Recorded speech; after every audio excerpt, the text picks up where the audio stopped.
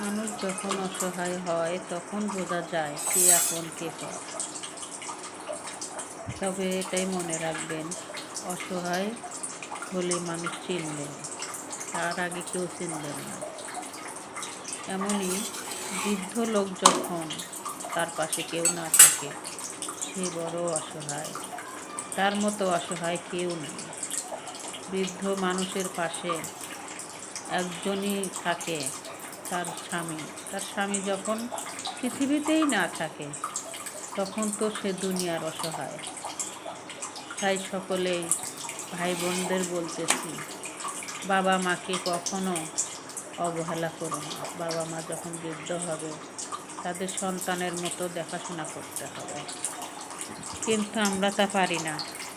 মেয়ে মেয়ে মানুষ যখন মা বাবা বৃদ্ধ হয়, তাদের দেখাশোনা করতে পারে না, কারণ তারা পরের বাড়ির সংসার করে, পরের সংসার গোছায়, পরের স্বামী, পরে যখন বিয়ে হয়ে যায়, পরের বাড়ি যে বাবা মাকে ছেড়ে থাকতে হয়। বাবা মার খোঁজ নেওয়ার তো দূরের কথা, চোখের দেখাটাও দেখতে পারে না। যদি স্বামী ভালো হয়, তবেই একটু খোঁজ খবর নেওয়ার সুযোগ পায়। স্বামী ভালো না হলে ক্ষমতা নাই, তখন মেয়েরা কিছু বলতেও পারে না, সইতেও পারে না। কিছুই করার নেই, এটাই মেয়েদের জীবন। মেয়েদের জীবন বড় কঠিন। আমার কথা ঠিক মতো আমি বলতে পারি না, কারণ আমি একটু অসুস্থ। কয়েকদিন অসুস্থ, এই জন্য কথা আটকে যাচ্ছেন, মনে কিছু করবেন না। এভাবেই আমাদের বাঁচতে হয়, বাঁচতে হবে।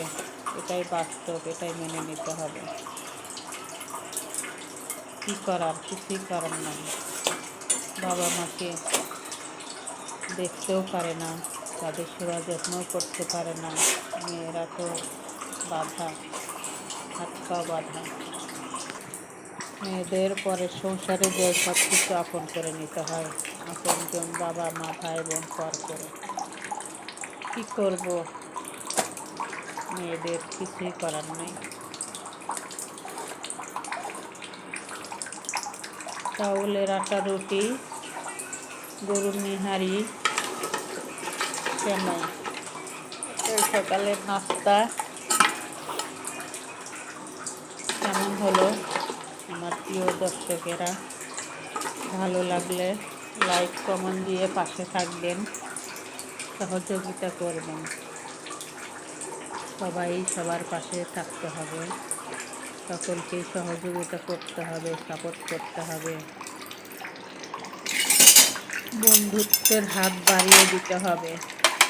বন্ধুত্বের হাত না বাড়িয়ে দিলে কিভাবে পরিচিত হবেন? পরিচিত হতে হলে অবশ্যই বন্ধুত্বের হাত বাড়িয়ে দিতে হবে। তা আর কি বলবো, বলার আর কিছু নাই।